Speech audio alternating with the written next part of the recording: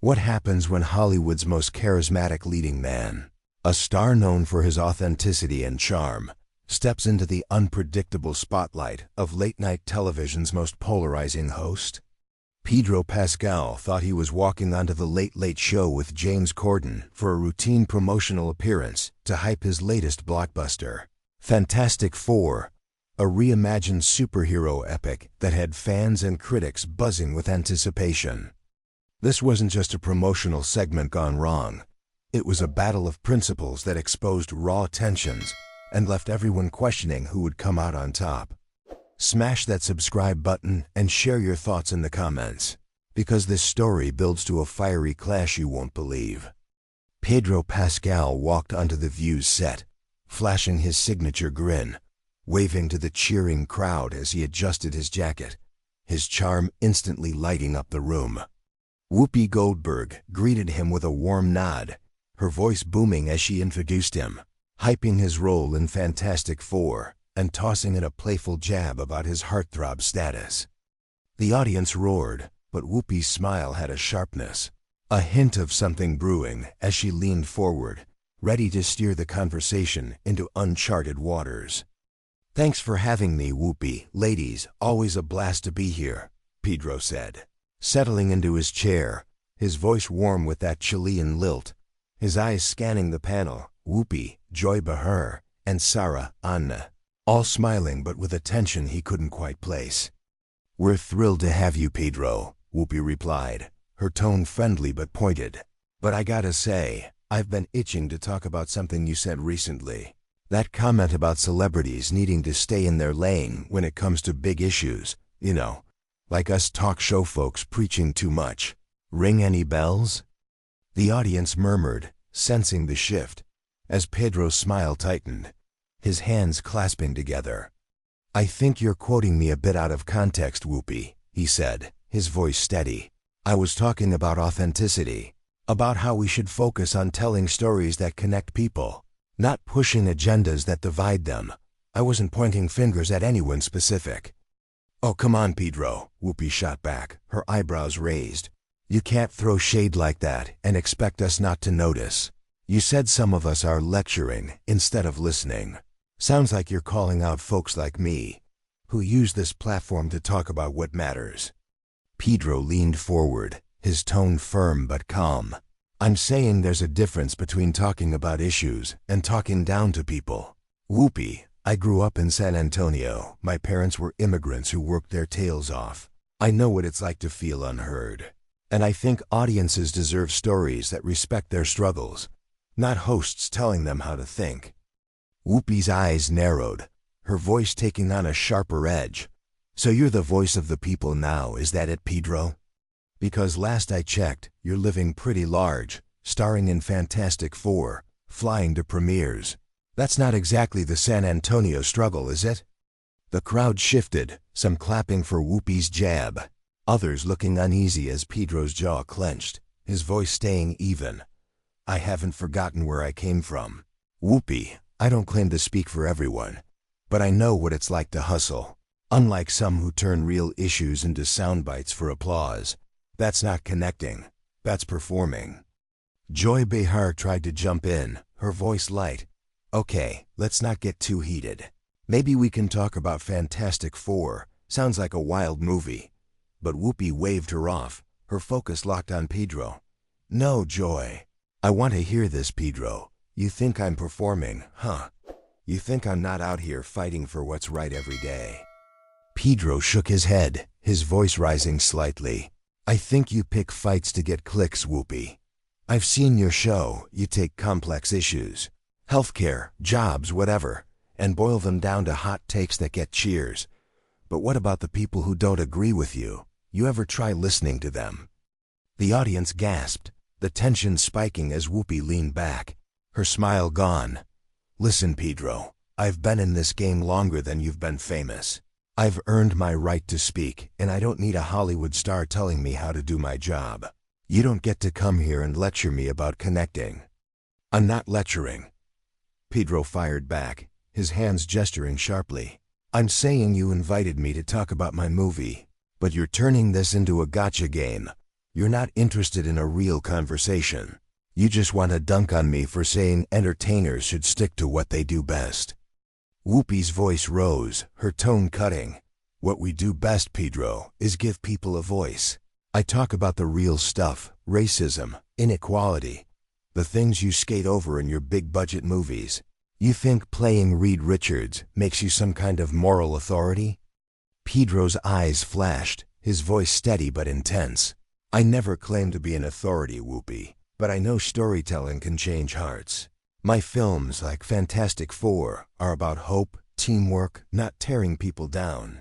You could learn something from that instead of mocking folks who see the world differently. The studio went quiet, the air thick with anticipation. As Sarah Ann tried to interject, maybe we should take a breather, talk about the movie's special effects. But Whoopi ignored her, her voice sharp. Mocking, huh? That's rich coming from someone who's built a career on playing heroes. Tell me, Pedro, when did you decide you're the expert on what's real? Pedro leaned forward, his voice low and pointed. I'm no expert, but I know what's real for the people I grew up with, the ones working 2 jobs, not sitting on a talk show making millions to tell them they're wrong. You're not fighting for them, you're fighting for your brand. Whoopi's face tightened, her voice booming. My brand, Pedro, is about truth. I've been out here calling out nonsense since you were in short pants. Don't come on my show acting like you're above me. You're here to sell a movie, not preach about my platform.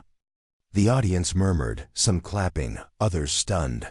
As Pedro shook his head, his voice firm. I came to talk about Fantastic Four. Whoopi, but you made this personal. You want to talk truth. Let's talk about how you ambush guests to make headlines. That's not truth. That's a stunt. Whoopi stood, her hands on her hips. A stunt? You're calling this a stunt?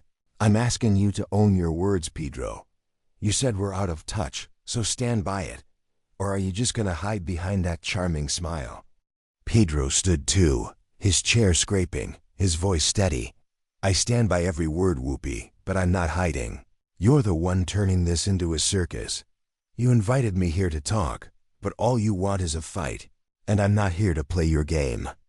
The crowd was silent, the tension electric, as producers signaled frantically from the control room, security inching closer, unsure if this was about to escalate further.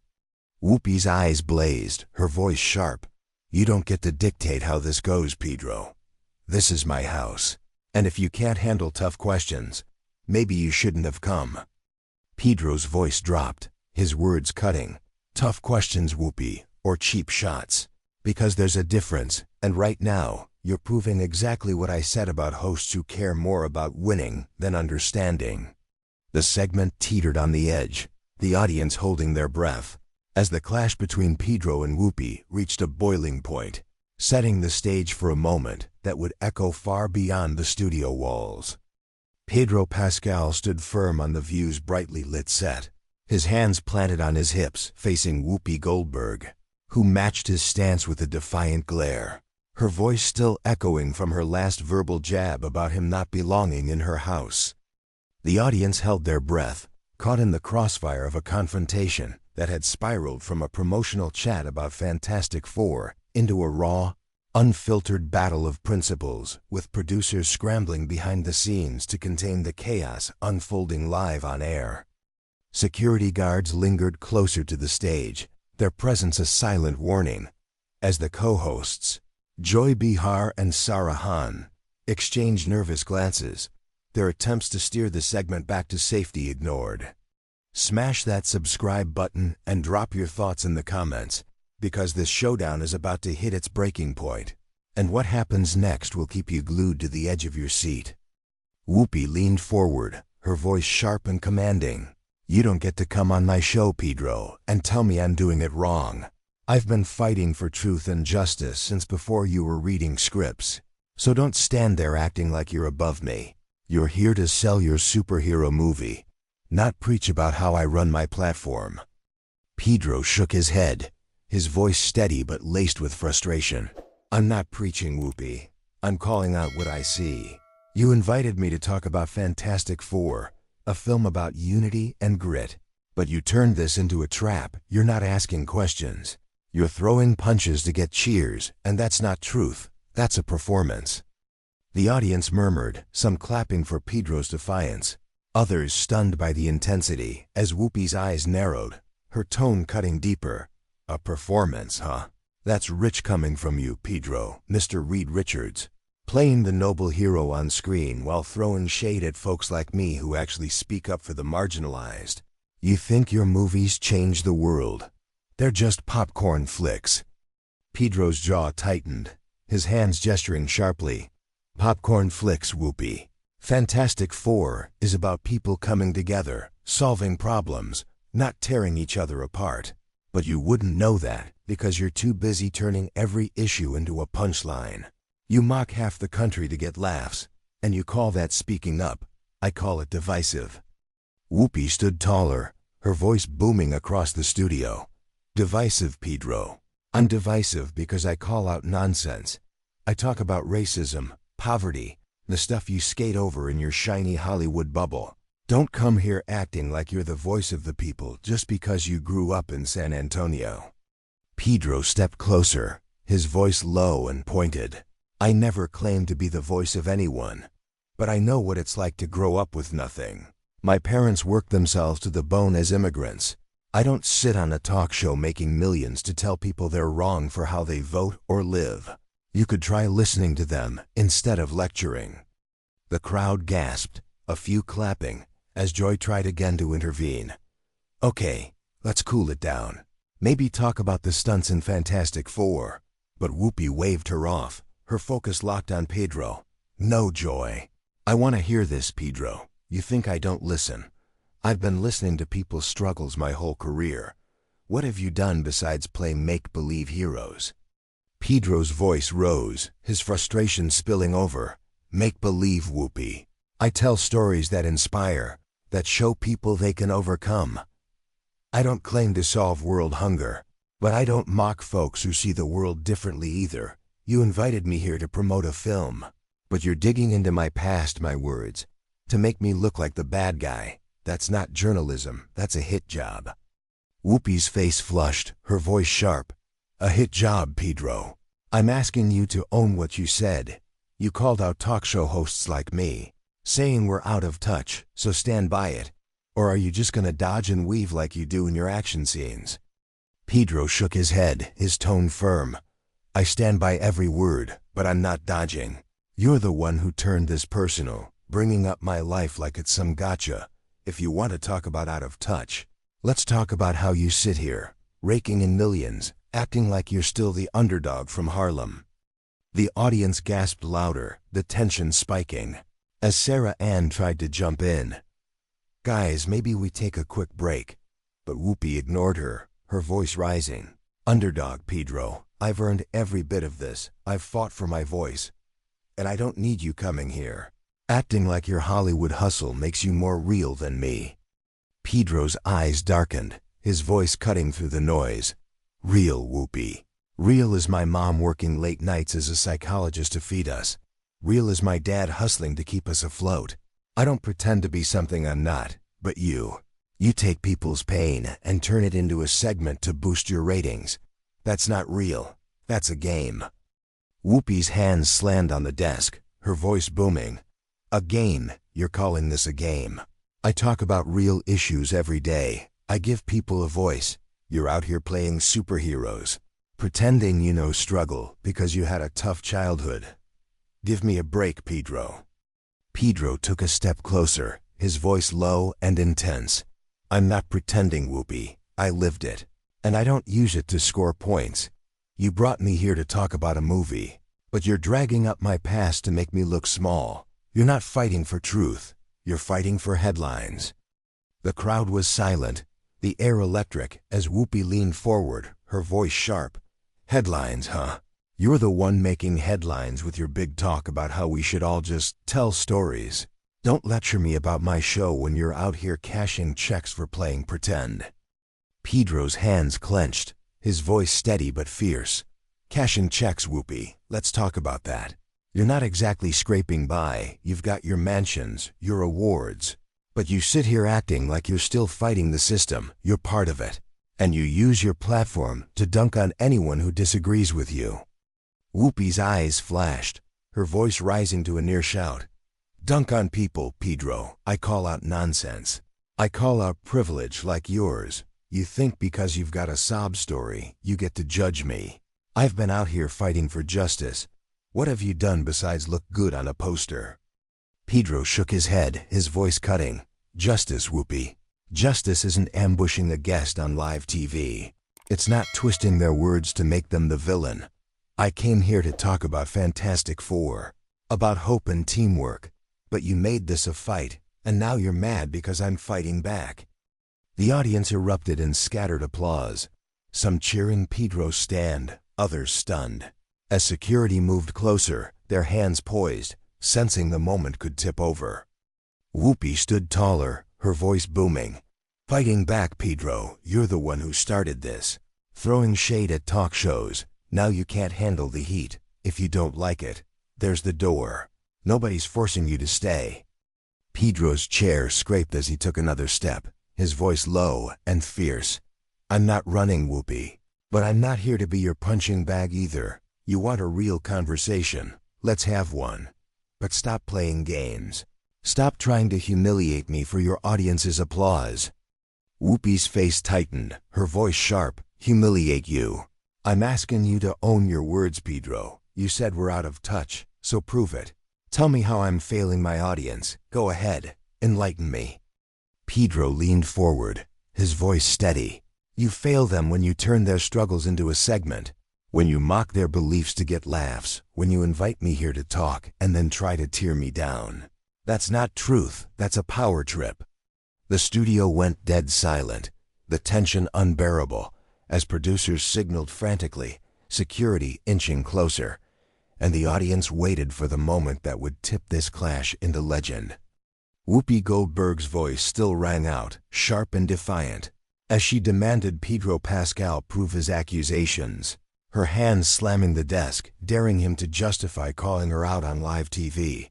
Pedro stood unwavering, his posture steady, his eyes locked on hers, the view stage a battleground where words had become weapons, and the audience sat riveted, caught in the crossfire of a confrontation that had escalated beyond anyone's expectations.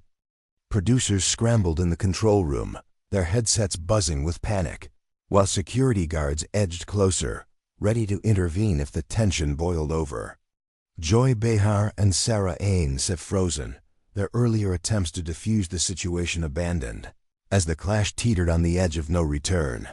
Hit that subscribe button and share your thoughts below, because this final act will reveal who walks away with their head held high and who's left in the wreckage. Pedro leaned forward, his voice low and cutting. You want proof, Whoopi. Look at what you're doing right now. You invited me to talk about Fantastic Four, about stories that inspire, but you turned this into a personal attack. You're not proving me wrong. You're proving me right. You'd rather win a fight than have a real conversation. The audience murmured, some clapping, others stunned, as Whoopi's face flushed, her voice rising. Real conversation, Pedro. I'm giving you one. I'm calling out your nonsense about talk shows being out of touch. You don't get to come here, throw shade, and then act like the victim when I push back. Pedro shook his head, his tone firm. Push back, Whoopi. You're not pushing back. You're digging into my life, my past, to make me look small. I came here to talk about a movie, about hope and teamwork, but you made this a circus. And now you're mad because I'm not playing along. Whoopi stood taller, her hands on her hips. A circus. You're calling my show a circus. I've been out here fighting for truth, for justice, while you're out there playing superheroes. Don't lecture me about what's real, Pedro. Pedro's eyes narrowed, his voice steady. I'm not lecturing. I'm calling it like I see it. You talk about justice, but you ambush guests to score points. You mock people's struggles to get laughs. That's not truth. That's a performance. And I'm done being your punching bag. The crowd gasped, a few cheering, as Whoopi's voice boomed. Done, huh? Then go, Pedro. Nobody's keeping you here. If you can't handle the heat, get off my stage. This is my house. and I don't need your attitude. Pedro took a step toward the exit, his voice calm but piercing. Your house, Whoopi, but you don't get to invite me in, attack me, and then cry foul when I defend myself. I'm leaving because I respect myself too much to stay in this trap, not because you're kicking me out.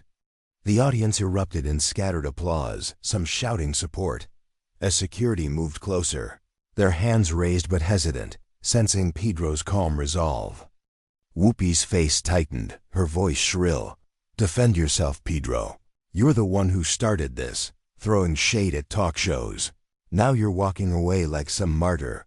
Go sell your superhero movie and leave the real talk to me. Pedro paused at the stage's edge, turning back, his voice soft but powerful. Real talk, Whoopi. Real talk is listening, not attacking. It's building bridges, not burning them. I came here to share a story about hope, but you chose a fight. And I want this audience to remember who tried to keep it honest and who made it personal.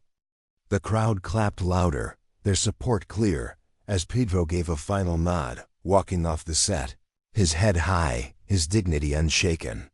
Whoopi sank into her chair, her hands trembling, her earlier fire gone, replaced by a dawning regret as she realized she'd lost control, her ambush backfiring in front of millions. The cameras kept rolling, capturing Whoopi's strained smile as she tried to pivot. All right, we'll be right back after this break. But the audience's silence spoke volumes, their faces a mix of shock and judgment. Social media ignited instantly, clips of the clash going viral. Hashtags like #PedroVsWhoopi trending as fans praised Pedro's grace, posting, "He walked away like a king," while others slammed Whoopi. She tried to bury him and buried herself. News outlets ran headlines.